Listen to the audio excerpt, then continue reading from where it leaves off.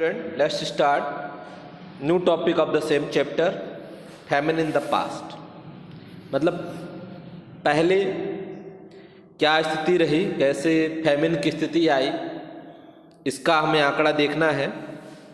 When we are in pre British period, जब हम ब्रिटिशों के गुलाम थे, या उसके बाद क्या स्थिति रही, इस पर ज़रा एक नज़र डालते हैं. There were frequent occurrences of famines during the British as well pre-British period. Famines were during pre-British period were localized and there were local food security. कहने का पर्याय ये है कि जब हम ब्रिटिशों के गुलाम थे, where we are in British period, तो उस समय क्षेत्रीय जगहों पे फूड सिक्योरिटी की प्रॉब्लम देखी जा सकती थी और लोगों का फूड शॉर्टेज एक बहुत ही आम समस्या थी. आए दिन लोग इसका शिकार होते थे, अफेक्टेड होते थे. It was only 1860 that famine came to signify the general shortage of food grains in country. 1860 के आसपास यह एक बहुत आम बात हो गई कि लोगों के पास पर्याप्त भूमि भी नहीं थी, खेती में प्रोडक्शन भी कम था और फूड ग्रेन की शॉर्टेज देखी जा सकती थी. The famines were not only food grains but purchasing power famines also. कहने का मतलब ये केवल खाद्य भंडारण से ही जुड़ी हुई समस्या नहीं थी, मतलब केवल अनाज भंडारण से जुड़ी हुई समस्या नहीं थी, बल्कि लोगों के पास इतना पैसा भी नहीं था कि वो अनाज खरीद सकें या अपनी आवश्यकताएं पूरी कर सकें. There were about 25 major famines which spread through state. 25 ऐसे बड़ी विपदाएं या अकाल ऐसा पड़ा जो भी भारत के विभिन्न राज्यों में बहुत तेजी से फैला, जिसमें बहुत सारे लोग मारे गए. अकाल, भूख के कारण, स्टारवेशन के कारण, भूखमरी के कारण मारे गए. India's native industry suffered almost total collapse with the skilled artisan driven out the war. जब ब्रिटिश कंपनियों की बाढ़ आ गई और ब्रिटेन ने अपना जो बिजनेस था वो बहुत बड़े पैमाने पे फैलाना शुरू किया, अपनी कंपनियों को प्रमोट देना शुरू किया, तो भारतीय कंपनियों ने कमर तोड़ दिया, या कह सकते हैं यहाँ के जो इंडस्ट्रियलिस्ट थे, यहाँ के जो छोटे उद्योग के वर्कर्स थे, वो बहुत ज़्यादा प्रभावित हुए, पूरी तरीके से बर्बाद हो गए. British imports flooded into the Indian market. और ब्रिटिशों ने केवल अपना बिजनेस ही नहीं फैलाया, बल्कि यहाँ पे जो गुड्स आते थे उसका मार्केट इतना डेवलप किया कि उन्होंने पूरे इंडियन मार्केट को प्रभावित कर दिया. These famines were caused by uneven rainfall. ये फेमनीज क्यों होती थी? क्योंकि पर्याप्त मात्रा में वर्षा नहीं होती थी.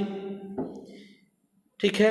Economic and administrative process of British led to conversion of local farm land to foreign owned. और जो ब्रिटिश की नीतियां थी उसमें भी बहुत सारी असमानताएं देखी जा सकती थी. ठीक है. Plantation, heavy taxation of Indian citizen, export of staple crop India to Britain. कहने का मतलब यह है कि जो ब्रिटिश थे वो फोर्सली भारत में अपने फ़ायदे के लिए खेती कराते थे, जैसे इंडिगो फार्मिंग कराना या ज़्यादा फसलों पे टैक्स लेना, पर्याप्त मात्रा में प्रोडक्शन ना होना. कहीं ना कहीं ये सारे कारण जिम्मेदार रहे उनके यहाँ स्टारवेशन के या भुखमरी के. The Bengal famine of 1770 is estimated to taken nearly 1/3 of population. The Bengal famine in 1943 shook the country of its foundation. 1943 का उदाहरण मैंने पहले ही बताया था कि इतना बड़ा अकाल बंगाल में पड़ा कि उसने पूरे देश को झकझोर के रख दिया. It was most devastating and killed about 3 to 4 million people in 1966 near Nis in Bihar. ऐसा ही कुछ बिहार में देखा गया 1966 में कि 3 से 4 मिलियन पीपल जो है वो मारे गए. The USA allocated 9 lakh tons of grain फॉइट टू फेमिन। यूएसए ने बहुत सारा अनाज दिया, किसके लिए? भूखमरी के लिए या अकाल से बचने के लिए। The British government policy toward famines was in nature first aid measure when the famine actually occurred. जो ब्रिटिश गवर्नमेंट की जो नीतियां थीं वो कहीं ना कहीं अकाल का एक बड़ा कारण साबित हुई। यहाँ के लोकल किसान प्रभावित हुए, प्रोडक्शन प्रभावित हुआ। They did not undertake any sustained and long term measures to recognize agriculture uplift the condition of the poor peasantry. उन्होंने किसी भी तरीके से किसानों को या उनकी कंडीशंस को ऊपर उठाने का कार्य नहीं किया, बल्कि उनसे ज़्यादा टैक्स वसूलने का, उनके उद्योग बर्बाद करने का, उनकी खेती को पूरी तरीके से डिस्ट्रॉय करने का काम किया। ठीक है, आगे देखते हैं। हु आर फूड इंश्योरेंस, मतलब किनको ज़्यादा आवश्यकता है ये, मतलब आपके स्टोरेज फूड्स की, मतलब जिसको अनाज दिया जाना चाहिए। In India a large number of people suffer food nutrition insecurity, but the most are affected landless people, agricultural laborers, casual laborers, petty self-employed workers। कहने का मतलब भारत में बहुत बड़ी मात्रा में पोषण की जरूरत उन्हें है या जिनके पास पर्याप्त भोजन नहीं है, ये वो लोग हैं जैसे भूमिहीन किसान जिसके पास कोई लैंड नहीं है, एग्रीकल्चरल लेबर्स यानी खेती में काम करने वाले मजदूर, उनके पास भी साल के पूरे 12 मंथ्स कोई काम नहीं रहता, 3-4 मंथ्स काम रहता है, बाकी दिन वो खाली पड़े रहते हैं। तो उस दौरान वो गरीबी का, भुखमरी का या फैमिन का शिकार होते हैं। कैजुअल लेबर्स यानी जो डेली बेसिस पे काम करने वाले लेबर हैं, उनकी स्थिति भी बुरी है। तो इन सबको बेगर्स, आर्टिसंस, ऐसे बहुत SC ST OBC मतलब छोटी जाति के लोग, ऐसे बहुत सारे लोग हैं जो गरीब हैं, लोअर कैटेगरी से बिलोंग करते हैं और जिनके पास पर्याप्त मात्रा में खाने को भोजन नहीं है। वी सी द कार्वा ऑफ malnourished children, women and men areas affected by natural calamities like drought। हम देखते हैं कि बहुत सारा भीड़ या बहुत सारी संख्या बच्चों की, महिलाओं की, पुरुषों की देखी जा सकती है जो सूखे का शिकार है, भूखमरी का शिकार हैं। About 20% of people developing world including India struggle for survival on diets they do not provide basic energy to need to be active healthy।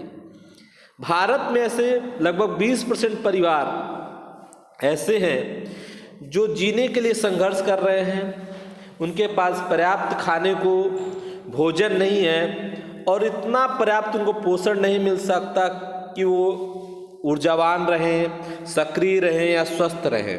वो कहीं ना कहीं कुपोषण के शिकार हैं, बीमारियों के शिकार हैं। 4 out of 5 malnourished children in developing world live in countries produce surplus food। कहने का मतलब ये है कि विश्व के 5 ऐसे देश, विकासशील देश में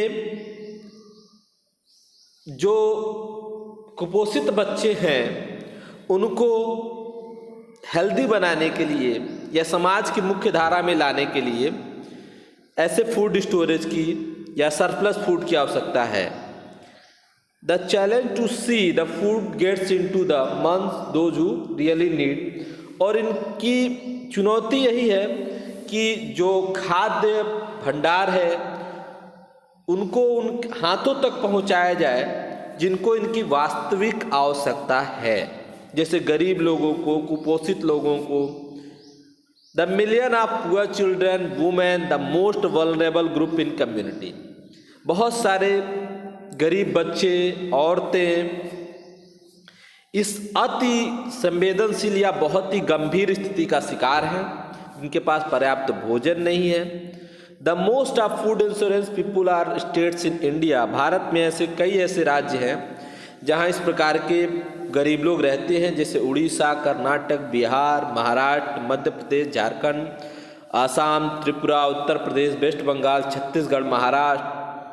ठीक है, मतलब ऐसे बहुत सारे राज्य हैं जहाँ अभी भी कुपोषित बच्चे, महिलाएं या पुरुष लोग पाए जाते हैं जिनको पर्याप्त मात्रा में भोजन नहीं मिल पाता।